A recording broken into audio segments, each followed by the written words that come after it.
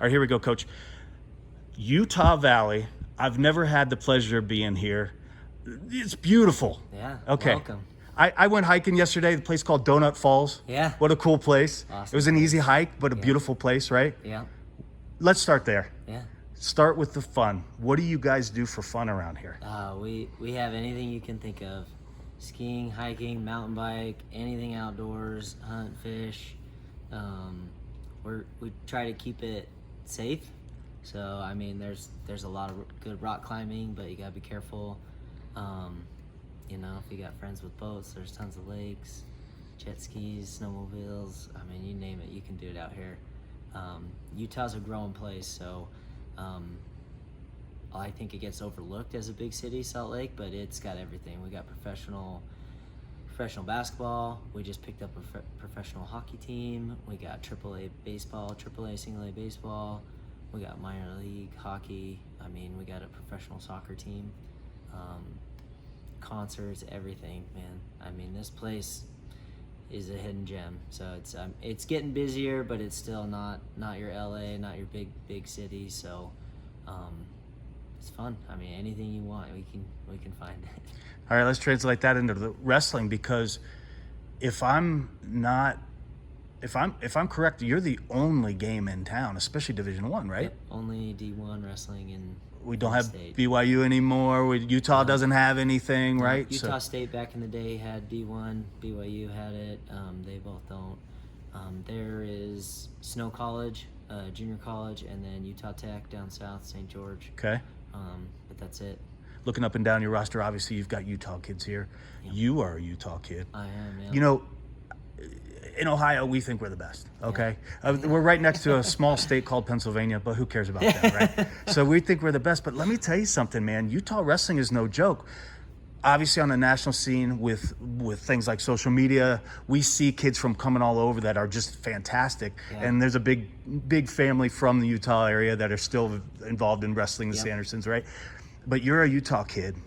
You went to Boise State. Yep. Which is a different subject probably that Yeah. we could dive into. Yeah.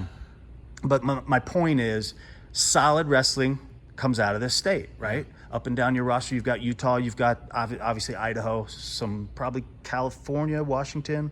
Yeah, we got some California kids. We're constantly looking at Montana kids, Wyoming kids. Anywhere in the West, you get those tough Western kids. And then the coaching, I think what you're seeing now is college wrestlers are moving back to their home states, and they're starting to develop young wrestlers. And so we're getting really good kids from the Western states. So it's fun. I've been a part of it, and now to be in a college position where I get to reap those rewards, it's going to be fun. Yeah, from a fan perspective, it's amazing to dig past the first couple layers of the onion and find people like you that have had success, that are still giving back to the sport, and now possibly earning a living, giving back to the sport. Yeah. And now I think if you extrapolate people like you, people like Coach Hall, that had aspirations of being a head coach someday, there's not going to be enough programs for all you guys, and it's only going to lift the tide, I think. Yeah, I hope so. If anybody's wrestled in college, they understand the importance of it and how tight and small it actually is. I mean, everybody knows everybody. Mm-hmm. So it's kind of sad to be like that, but on the other side, I think if we keep producing and keep these great kids and great human beings, schools are not going to have a choice. We're pumping out kids, they're graduating, they're becoming successful business owners or whatever field they decide to be in, and universities see that, and our university sees that, and they love it, and they're very supportive, and we love them. We're gonna give them everything we can so that we can keep going and hopefully get more programs in the country. All right, Big 12 school, obviously fantastic wrestling in the conference. Tell me a little bit more about the school. What's academia life like here? What are classroom sizes like? It's really good. We are number 3 in the country for I can't remember how they worded it. Return on investment. So that's in the country. So you come in, you're going to school here, you pay your money, you graduate, and you get a job. Your return on investment, we're the number 3 school in the country for that, which is pretty crazy for a small school. And then, what was your second question? Just what is the classrooms class like? size? Yeah. They don't guarantee it, but it's 30 and under. So average class size is 25 kids per class, which is crazy because even, Boise State's not a big school, but I had some pretty big lecture halls and stuff. So you get small classes here. You get a lot of attention. Professors know your name. They care about you. It's a good academic place to be. Popped a couple of questions to some of the guys that are now graduated from the program, moving on, doing the senior level stuff.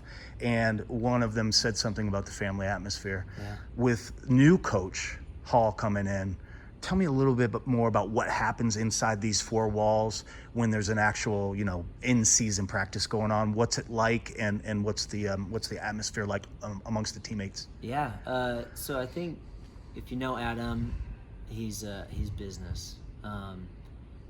He loves wrestling so much that's what you do when you get in here.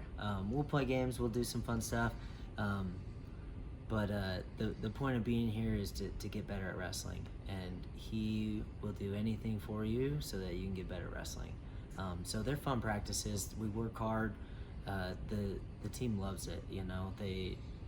They've stayed. It's been interesting to see kids stay after hard practice. I'm done, I'm tired, I'm ready to go. And they're, kids asking me for more. They're staying after, working with each other. It's a pretty cool feeling to see the enjoyment of wrestling and not have to force it on them. They want to stay after and do stuff, which you don't see, and I don't know if I was always like that. I know a lot of times I was like, okay, that was a hard practice, I'm ready to get out of here. Yeah. So it's been a really, really fun group of kids, and I think we're gonna see a lot of improvement. So I'll tell you my Adam Hall story real quick from a personal perspective. Probably the listeners don't want to hear it, but I had the privilege of covering ACCs a few years ago in Pittsburgh. Oh, yeah.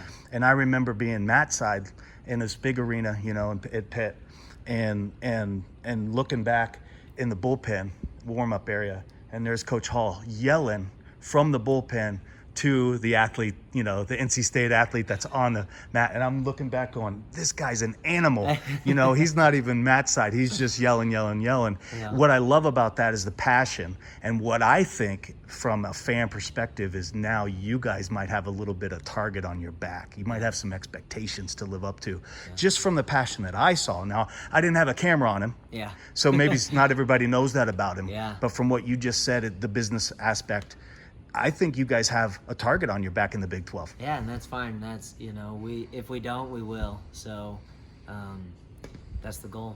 That's where everybody wants to be. That's where we want to be, and we're going to fight hard to get there. So we just keep recruiting and keep pushing the guys we have, developing them, and we're going to be there. All right, one more thing, and then I'll let you go, Coach. I always love the perspective of recruiting the kid from Ohio, but what I love to do is, because I'm married to a wrestling mom, I want you to talk to the wrestling mom about what you're going to do in this room for their son. Yeah. What we're going to do is we're going to develop them, as a human being. Adam Hall has brought in a coaching staff that's just like him. You can trust him. You can, like for me with my kids, like we need a babysitter that we can leave our kids with. And I know they're adults, but we're the kind of babysitters that you want. We're focused on class. We're focused on our academics first. We have a standard, which will be met by the team. So there's no way around that. If you're not doing the schoolwork, then you're not going to be a part of the team. And that being said, our standard of wrestling is pretty high. We expect hard work. We're going to give them the tools that they need to get there. We've already had one tournament we went to, U23s, where Adam is bending over backwards, and I didn't know if he was going to actually do it, but getting food, getting them to and from workouts, him and I were up till 1 a.m. shuttling kids around, and I it's my first day on the job. I'm like, are we really doing this all the time? Can't they cut weight themselves? You know, Yeah. like sometimes I feel like I did, you know, but no, like he's a part of every aspect, from academics all the way through wrestling, and that's what you get here. You know, you're gonna get taken care of. You're gonna get, you know, a better kid on the way out than when you left him. That's awesome. All right. What else you got for us?